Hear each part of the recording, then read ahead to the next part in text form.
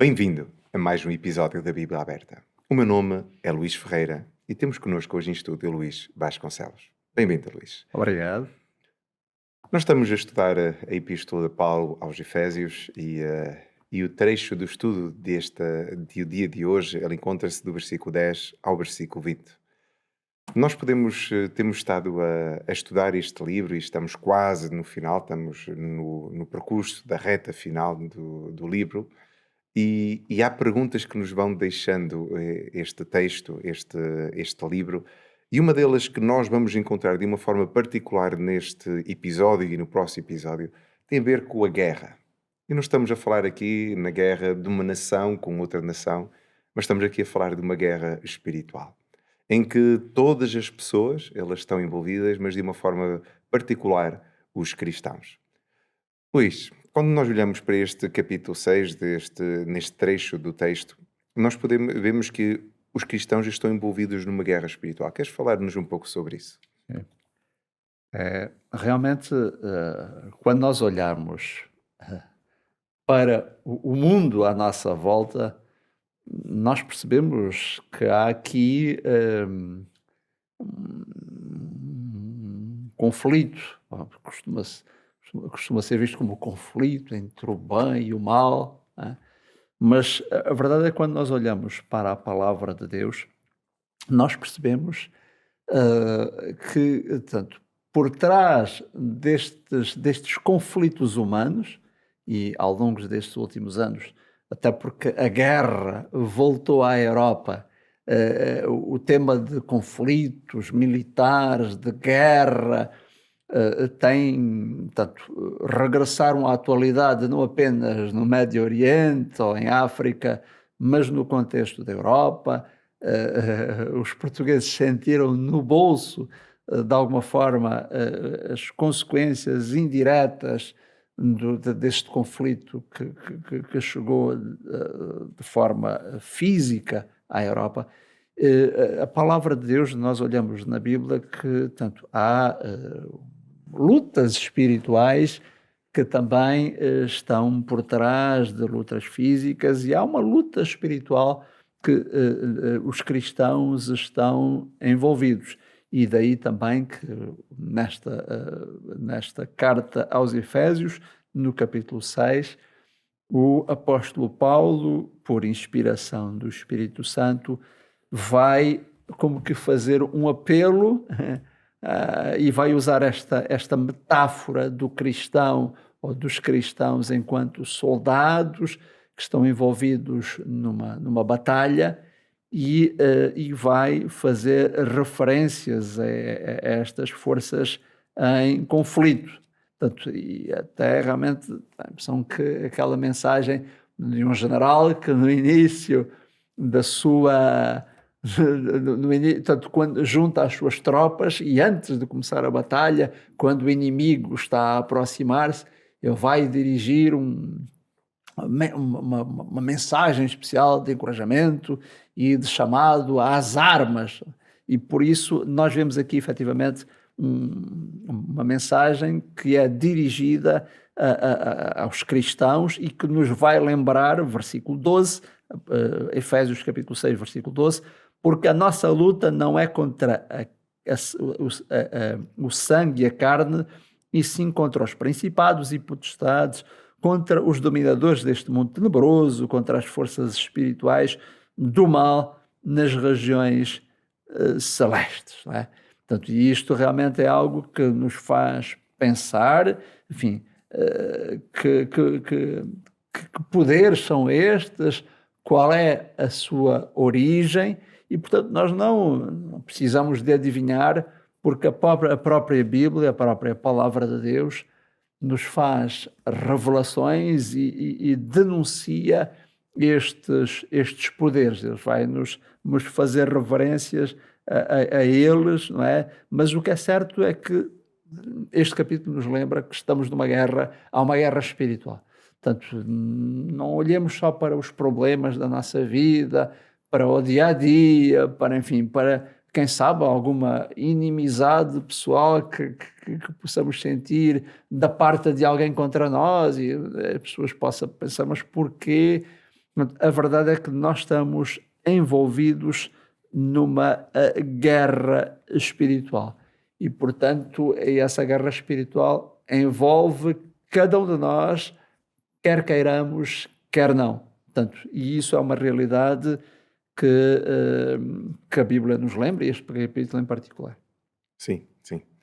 Agora, ao olharmos então para esta guerra que ela vem no sentido espiritual, eu até estava a pensar, enquanto escutava, de um texto do Antigo Testamento. Se encontra, creio eu, que em 2 de Reis, no capítulo 6. Nós vemos aqui uma guerra física também, ou seja, entre seres humanos, Sim. entre uns e outros, entre um povo e outro, e aqui estamos a ver a guerra contra os sírios, aqui da parte de Israel. Ok. E começa o versículo 15 a dizendo-nos que o moço do homem de Deus, levantando-se muito cedo, estamos no capítulo 6 da 2 de Reis, que é o versículo 15, levantando-se muito cedo e saído, ele olha ao seu redor e vê uma grande quantidade de tropas, cavalos, carros, que haviam cercado a cidade. Então, o seu moço disse: "Ai, meu senhor, o que faremos?" Quer dizer que eles estavam em Israel, tinham-se deitado, sabiam que eles estavam a chegar, mas quando acorda de manhã, ele dá-se conta de que estavam rodeados e que uma grande multidão de soldados, bem equipados, com carros de guerra, com cavalos, todos ali à sua volta. E fica com medo. Nós estamos a falar de uma guerra física, ou seja, estamos a falar do povo de Israel contra o povo da Síria. E neste instante nós vemos Eliseu a responder ao versículo 16 e 17 e diz: "Não temas, porque mais são os que estão conosco dos que estão com eles." Mas a verdade é que aqui o moço de Eliseu, ele olha à sua volta e diz: "Mas nós somos meia dúzia, não somos nada comparada com a grande multidão que nos cerca." E aqui diz-nos no versículo 17 que orou Eliseu e disse: "Senhor, peço que lhe abras os olhos para que veja." O Senhor então abriu os olhos do moço. Ele viu que o monte estava cheio de cavalos e carros de fogo em redor de Eliseu. Quer dizer que eles estavam numa guerra física, mas ele era mais do que uma guerra física.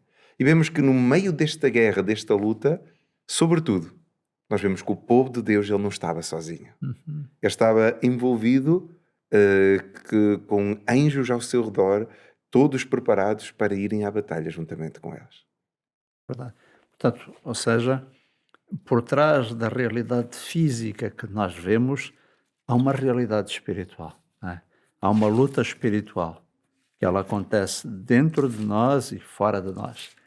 Mas o maravilhoso, e tal como nesta revelação, esta cortina entre o céu e a terra, entre o mundo visível e invisível, por intervenção do próprio Deus, foi aberta naquele momento, e aquele homem, não é? Aqueles homens puderam ver que na realidade havia todo um conjunto de forças do exército celestial que estavam disponíveis para intervir em favor de cada um, em favor deles, não é? Eles não estavam sozinhos contra aquele exército inimigo. Portanto, havia todo um exército do Senhor que estava a trabalhar em seu favor.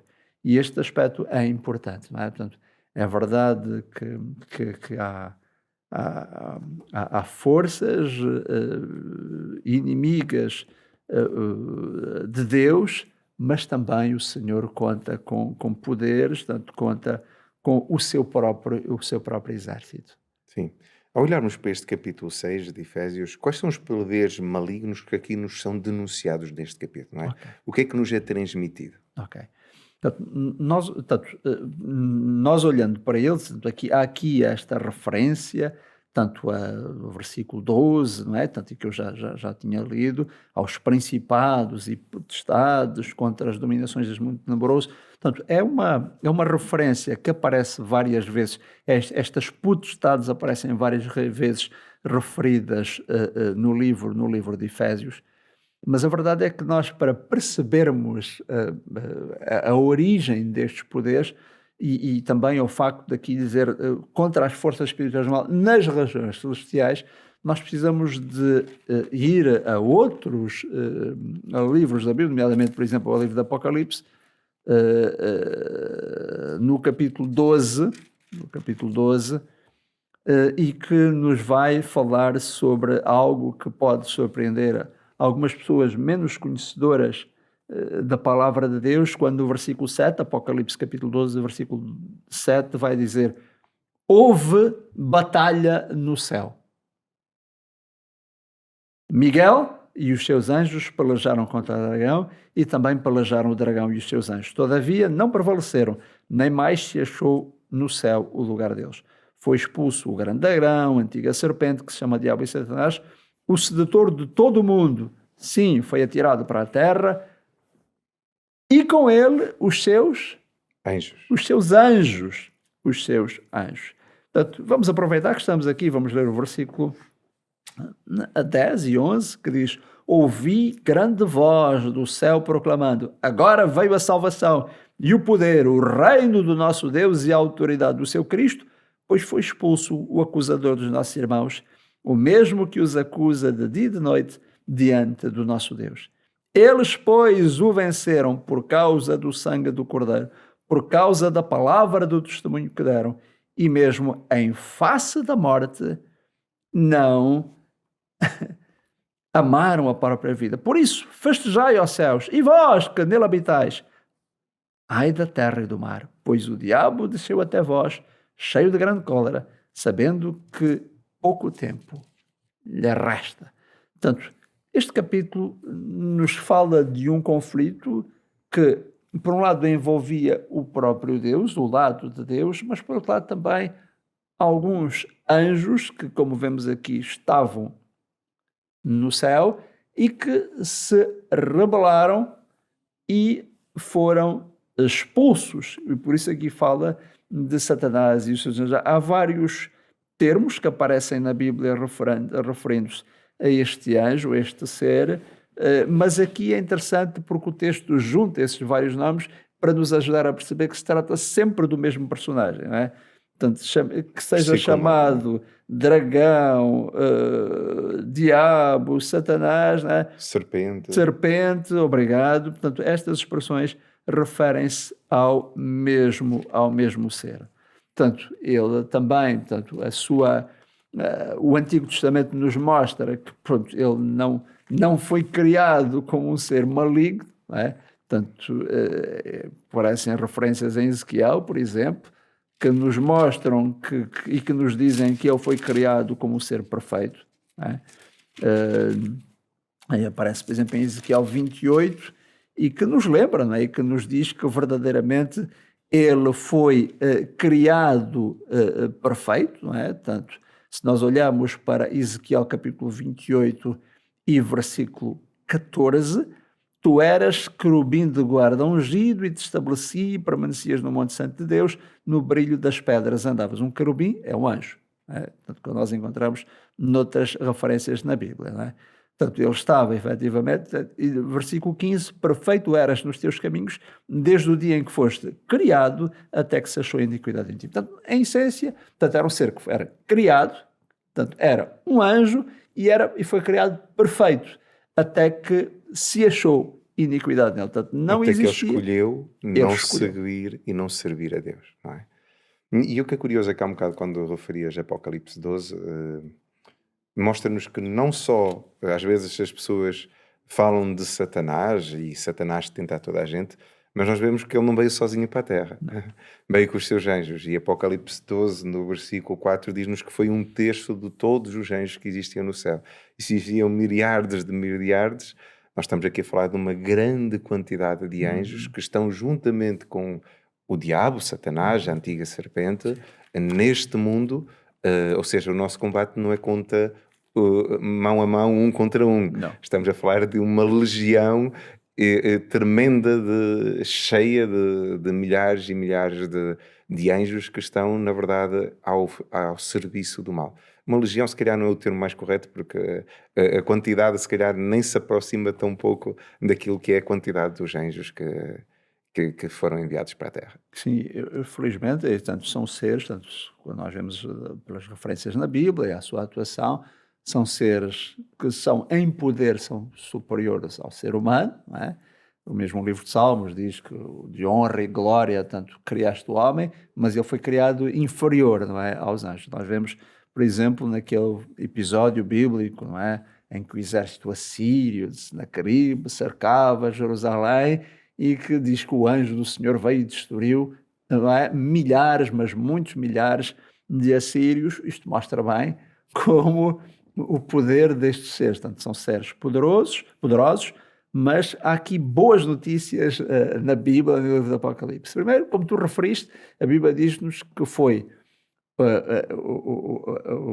uma minoria deles que tomaram posição do lado do seu mentor, portanto, influenciador, para usar uma expressão em voga, que era efetivamente este ser, não é? Chamado Satanás, Lúcifer na Bíblia, portanto, ou seja, é referido como Satanás, como o diabo, como a serpente, e portanto que muitas vezes é chamado de Lúcifer, não é? Entre nós. Mas referir que efetivamente este ser portanto, conseguiu influenciar, mas a maioria dos anjos tomou posição do lado de Deus e que está do lado de Deus, não é? Portanto, daí que a Bíblia refere, não é? Tanto que um terço, portanto, fizeste essa referência bíblica, portanto, a maioria deles está do nosso lado. Segundo, como mostra bem aquele embate no céu, portanto, esses seres foram expulsos, significa que o poder de Deus e dos anjos que o servem é superior, obviamente, e de longe aos poderes desses seres caídos, rebeldes, portanto, e que efetivamente se viraram contra Deus. Também, nós não lemos, mas ali em Ezequiel 28, nos fala não só da origem do mal, não é? E desse ser, da rebelião desse ser, mas também diz que ele finalmente será destruído. Portanto, ou seja, a Bíblia não deixa incertezas em relação ao destino final desses seres, mas diz claramente que eles serão destruídos. E por isso nós temos o próprio, portanto, aqueles que tomam posição, e também há um chamado, portanto, no texto bíblico, há um chamado a tomarmos posição naturalmente do lado bem. Portanto, estamos num conflito espiritual. Não podemos ser neutros? Não podemos ser neutros. Mesmo querendo, eventualmente, alguém ser neutro, não se envolver no conflito, isso não é uma opção. Não é uma opção. E, portanto, há necessidade de tomar posição. Tomar posição e, naturalmente, tomar posição do lado de Deus, o lado vencedor. Nós vamos ver como Cristo, através da sua vitória na cruz, garantiu a vitória, naturalmente, no plano da salvação, contra esta aliança de seres rebeldes. Portanto, Cristo garantiu essa vitória e, portanto, eles estão a ser vencidos e vão ser finalmente completamente derrotados e exterminados. E nós, enquanto cristãos, precisamos estar conscientes desta batalha, até para podermos, como diz o início do capítulo, do início desta secção, que começa no versículo 10, tanto que nós estamos a estudar, Efésios capítulo 6, a partir do versículo 10, que há um apelo a que nós possamos, no versículo 10, quanto ao mais sede fortalecidos no Senhor e na força do seu poder. Não é?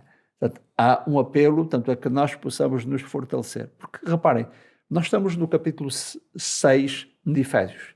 Portanto, ao longo do livro de Efésios, o apóstolo Paulo foi dizendo aos cristãos que Cristo, através do seu sacrifício, Deus, através da revelação e da execução do plano da salvação, uniu, não é, povos muito diferentes, pessoas de origens muito diferentes, judeus e não judeus, chamados gentios, homens e mulheres, pais e filhos, não é, como referências a Efésios capítulos 5 e 6. Portanto, há pessoas muito diferentes, quer no contexto doméstico, quer no contexto de nação, de igreja, portanto, foram reunidos. Mas estas pessoas que são reunidas enquanto igreja não podem simplesmente porque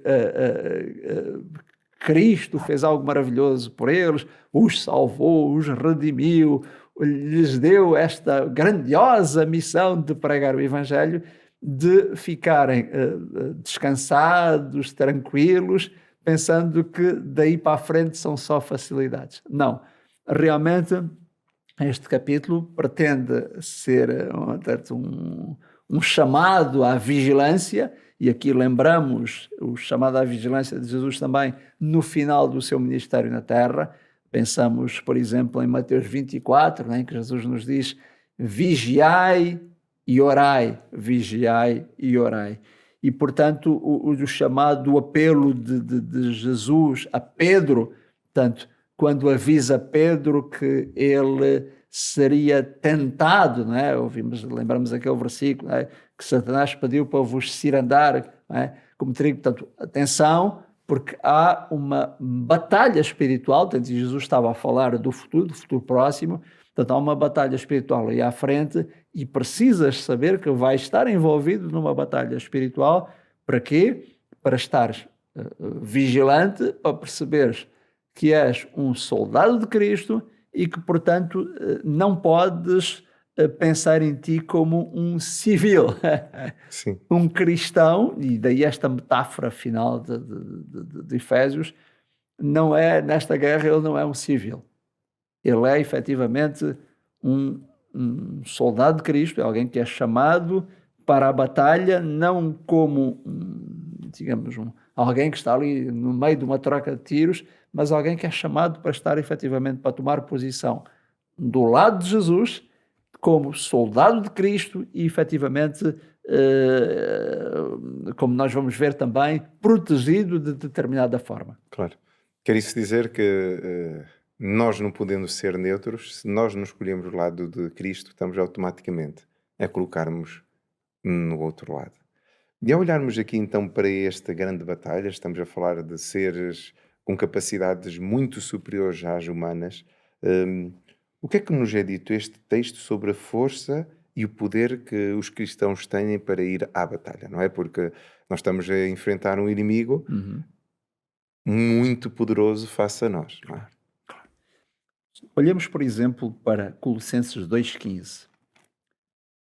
Colossenses 2,15. O que é que nos diz este texto, efetivamente,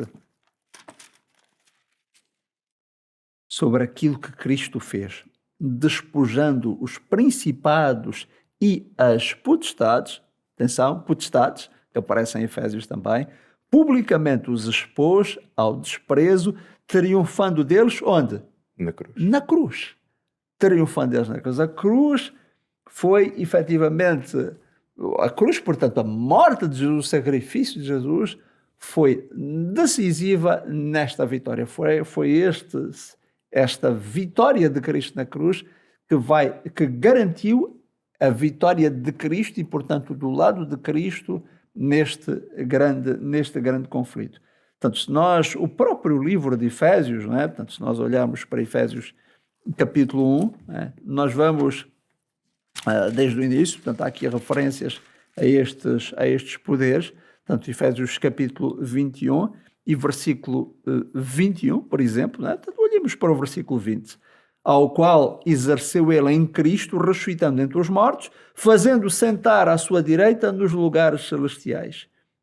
E agora atenção, né? Versículo 21, acima de todo o principado e potestade e poder e domínio e de todo o nome que se possa referir, não só no presente século, mas também no vindouro. Sim, sim. E pôs todas as coisas debaixo dos pés e para ser cabeça sobre todas as coisas o deu à igreja, que é o seu corpo, a plenitude daquele que tudo enche em todas as coisas. Reparem, repara Luís, como primeiro ele está acima, Cristo está acima de todo o principado, toda a potestade, todo o poder, e aqui no fundo a Bíblia está a incluir, assim, pensa no poder que tu quiseres, pensa, digamos, mas aqui a referência é, Cristo está acima, e no versículo 20 ele diz, pôs todas as coisas debaixo dos seus pés. E a igreja? qual é a posição da igreja? Isto é que é extraordinário. Não sei se queres comentar alguma coisa em relação a isso, em relação àquilo que diz sobre a igreja aí. Aqui vem-nos mostrar que esse poder ele o concedeu à igreja. Quer dizer que há um bocado vimos a guerra de do povo de Israel em Eliseu e vemos ali contra um exército. Não nos fala das hostes do mal, só apenas diz que estava ali um grande exército. E Eliseu pede para revelar, para abrir os olhos. E o outro pôde constatar tudo aquilo que estava à sua volta, todo o poder que tinha envolvido nesta luta. E quando nós falamos neste contexto do grande conflito, é curioso que Deus colocou a igreja como, ou seja, o lugar de reunião do seu povo, ou seja, do seu exército. Ali é onde o exército vai se apresentar para o serviço, ou seja, aqui, eis-me aqui, estou pronto para ir à guerra. E é a partir desta junção com a igreja que, na verdade, o povo se dirige para a batalha espiritual. É, na verdade, nesse encontro com Deus, nesse conhecimento de Deus, nessa procura a Deus na igreja, que nós vamos buscar a força, o apoio, a camaradagem, que existe muito no contexto de guerras, necessária para irmos à batalha e sabemos que não estamos sós, não é? É na igreja onde os soldados vão receber as suas ordens de batalha, não é? Onde a estratégia de guerra, estamos aqui a falar de uma guerra espiritual, naturalmente, não é? Nós vemos como Pedro, quando Jesus estava a ser preso, ainda desembanhou a sua espada e, no fundo, cortou ali a orelha do servo do sacerdote, não é? Mas Cristo disse-lhe, olha, põe a tua espada na bainha. Portanto, Jesus estava a lembrar a Pedro, e ele já tinha sido advertido, não é? De que ele seria tentado. Pedro, a luta é espiritual, não é? Põe a tua espada física na bainha, porque é verdade que há uma luta que Pedro precisava de lutar, mas justamente era uma luta espiritual, não é? E para essa luta realmente ele não estava a preparar-se, isso era um problema. Jesus chamou Pedro e outros discípulos para estarem no Getsemane em oração e disse-lhes, orem, porque era importante, era indispensável que houvesse uma preparação para essa guerra, não é? E para a luta espiritual que eles haveriam de enfrentar. Mas eles, como nós sabemos, adormeceram. Há um apelo de Cristo para nós vigiarmos e orarmos. Nós não podemos viver nesta guerra como alguém que está adormecido ou a adormecer.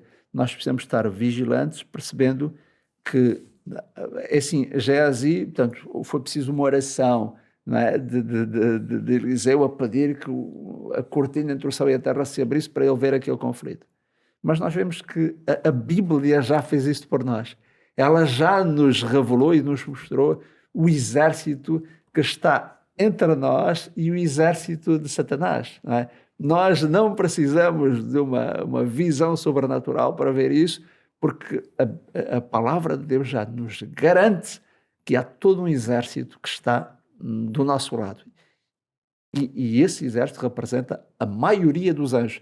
Portanto, quando, quem sabe, um daqueles que nos estão a ouvir pode-se ver-se como um cristão, está num grupo de amigos, todos eles de alguma forma a criticar o cristianismo, e ele parece estar ali sozinho, mas isso é apenas uma aparência. Na realidade, ele está em maioria. Porquê? Porque o exército do Senhor está ali por ele, não, está disponível para atuar em seu favor, e, portanto, ele pode contar com a ajuda. E pode reclamá-la. E pode reclamá-la, e essa expressão reclamar, que significa pedir, significa recorrer, dizer ao Senhor, Senhor, olha, tu prometeste e, portanto, estou aqui apenas para receber aquilo que tu prometeste. É curioso que há um bocado falavas na questão do capítulo 1, não é? Desse poder que foi dado à igreja. Quer dizer que eles podem pedir esse poder do Espírito, não é? Esse poder que é superior a todos. Era o próprio Jesus que dizia, eu vos colocarei as palavras que devem falar, não vos preocupeis com isso. Quer dizer que no meio, às vezes até de uma discussão, de uma partilha, nós podemos suplicar ajuda. Nós não estamos sozinhos. Não. E aliás, há promessas, por exemplo, quando o povo de Israel fisicamente estava ali para entrar na terra prometida, há ali promessas importantes, por exemplo, Deuteronômio capítulo 20, Portanto, há ali, efetivamente, todo um contexto de guerra, que eles estavam ali, todo um contexto de guerra, portanto, toda uma conquista que tinha acontecido, mas este povo ainda teria que enfrentar muitas guerras, e, portanto, ele vai dizer aqui, Deuteronômio capítulo 20 e no versículo 2. Quando vos achegardes à peleja, o sacerdote se adentrará, falará ao povo e dir-lhe-á: ouvi, ó Israel, hoje vos achegais à peleja contra os vossos inimigos, que não desfaleça o vosso coração, que não tenhais medo, que não tremais, nem vos aterrorizeis diante dele. Pois o Senhor, o vosso Deus, é quem vai convosco a pelejar por vós contra os vossos inimigos, para vos salvar. Portanto, esta ideia de o Senhor pelejará por vós. Se nós olharmos para Romanos capítulo 16 e versículo 20,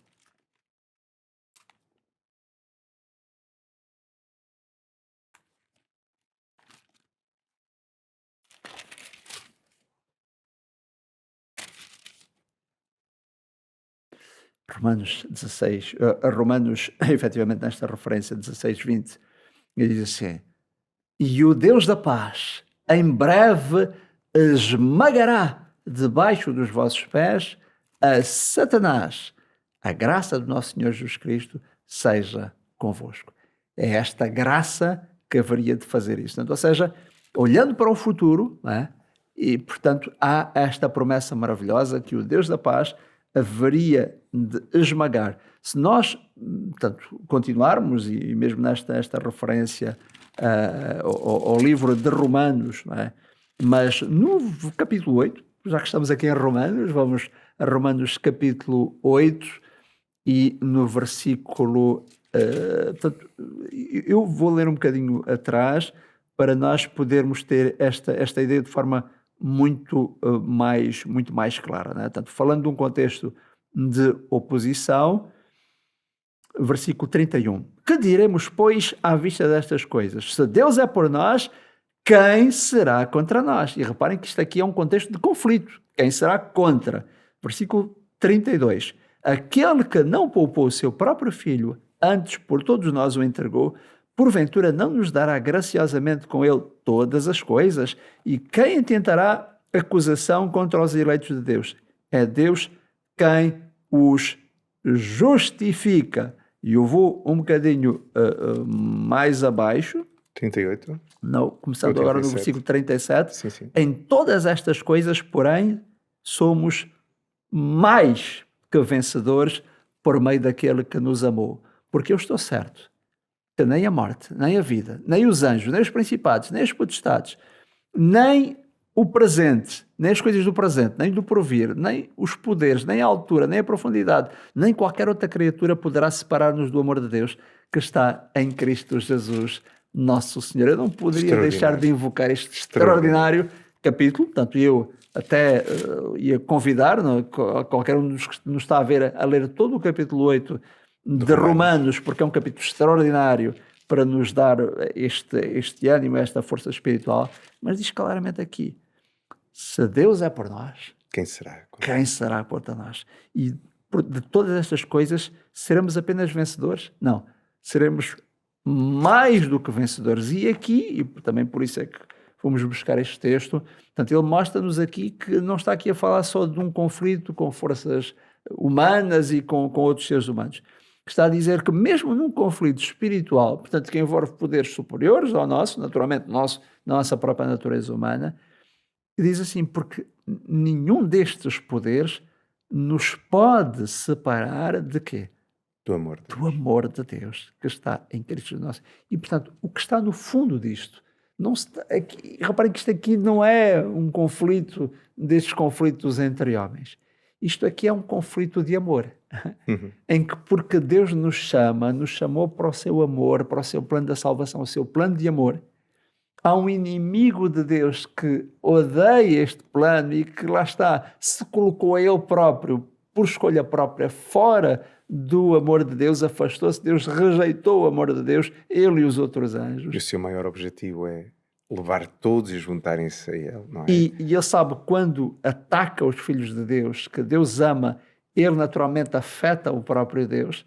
E, portanto, é um conflito entre aquele que se opõe ao amor de Deus e Deus que, no seu amor e por causa do seu amor, foi, é e será vencedor, não só, digamos, neste conflito global, usando esta expressão muito habitual no contexto cristão, do grande conflito, este conflito, mas nos conflitos e nas lutas espirituais de cada um de nós, individuais, lembremos-nos que, por causa do amor de Deus em Cristo Jesus, nosso Senhor, nenhuma das dificuldades, nenhum dos problemas, nenhuma das adversidades, nem sequer algum poder sobrenatural que algum de nós possa estar, no fundo, a enfrentar de forma mais consciente, esse poder não nos pode separar.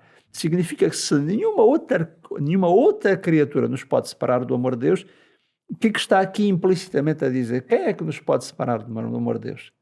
E aqui é curioso. Sim. Nós próprios, assim, só nós próprios, só a nossa escolha que foi feita por Satanás e pelos outros anjos, nos pode separar, porque aqui diz nenhuma outra criatura, portanto, e o Satanás é uma criatura, os outros anjos também são criaturas, nenhum deles nos pode separar do amor de Deus, só nós próprios, por uma escolha terrível e trágica, nos poderemos separar do amor de Deus. Se nós não quisermos, se nós quisermos aceitar este chamado de Deus e deixarmos que o amor de Deus nos envolva e nos use como seus soldados, né?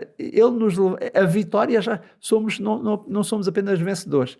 Se está alguém a viver neste momento um conflito espiritual, a Bíblia diz que ele não apenas a pessoa pode ser vencedora, mas mais do que vencedora. Porquê? Onde é que está a garantia desta vitória? Está aqui. Na vitória de Cristo. Em Cristo. Então, Luís, qual é o apelo que é feito aos Efésios nesta luta espiritual, neste capítulo, e que também nos é feito a nós? Mesmo para terminar, estamos mesmo no último minuto, o que é que tu dirias qual é o maior apelo que Paulo nos faz através deste texto? O apelo que nos é feito através deste texto é que nós possamos revestir das armas de Deus, não é? Daquilo que Deus coloca à nossa disposição nesta luta. E por isso também será referido num próximo episódio esta armadura de Deus, não é? Portanto, nós precisamos, a nossa vitória, portanto, depende também de nós aceitarmos aquilo que Deus nos oferece para a nossa própria proteção, que é a sua armadura, não é? E isso é importante, ou seja, nós precisamos de deixar, como dizia Romanos 13, por exemplo, recebermos aquilo que a Bíblia chama de as armas da luz, não é? Queremos estas armas da luz, que naturalmente o próximo episódio falará com mais detalhe, e penso eu, portanto, porque vem mais à frente, aqui claro, é uma referência a isso, essas armas da luz. Nós precisamos de fazer duas coisas. Uma, lembrarmos que diariamente temos que tomar uma posição do lado de Cristo. Não é uma decisão que a pessoa possa ter tomado há 1 ano atrás ou 6 meses atrás. Esta é uma decisão diária. Lá está o vigiar e orai. Portanto, é uma decisão que precisa ser renovada diariamente. Não, Senhor, eu pertenço ao exército, o teu exército, eu sou um soldado teu, eu estou do lado do Senhor e, portanto, as escolhas que eu farei hoje, pelo teu poder, com a tua ajuda, mostrarão que eu estou do lado do Senhor Jesus. Primeiro, esta decisão pessoal, esta escolha que a pessoa toma, no fundo, ao acordar, ao ter um novo dia, a decisão diária de permanecer do lado de Jesus. E segundo, deixar que o Senhor Jesus o vista com as suas armas, com a sua proteção, e que também a proteção essa que naturalmente será depois melhor explicada. Claro. Agradecemos ao Luís por esta breve, mas profunda introdução ao próximo episódio. Se nós estamos numa luta cósmica com poderes sobrenaturais que ultrapassam em grande maneira tudo aquilo que nós possamos imaginar. Nós não estamos sós. Em primeiro lugar, nós fazemos parte de um povo, de um exército que o Senhor convoca na sua igreja para, em conjunto, não só nos reunirmos, recebemos as orientações, os planos de combate, mas também, e aqui é muito importante não perder o próximo episódio, porque é aqui que nós vamos ver como é que nós nos podemos preparar de uma forma profunda, equipar, para podermos combater estes poderes que, na verdade, eles nos rodeiam, sem muitas vezes nós nos darmos conta. Se calhar está a travar uma luta com um vizinho, com um amigo, com um familiar, quem sabe aquilo que você está a viver neste instante. É-nos dito aqui neste texto, como nós acabamos de ver, que as nossas lutas não é uns contra os outros, que existe um poder por trás. Alguém que quer destabilizar a nossa harmonia, o nosso bem-estar, a nossa felicidade e quer nos fazer às vezes até distrair do propósito por que nós estamos aqui.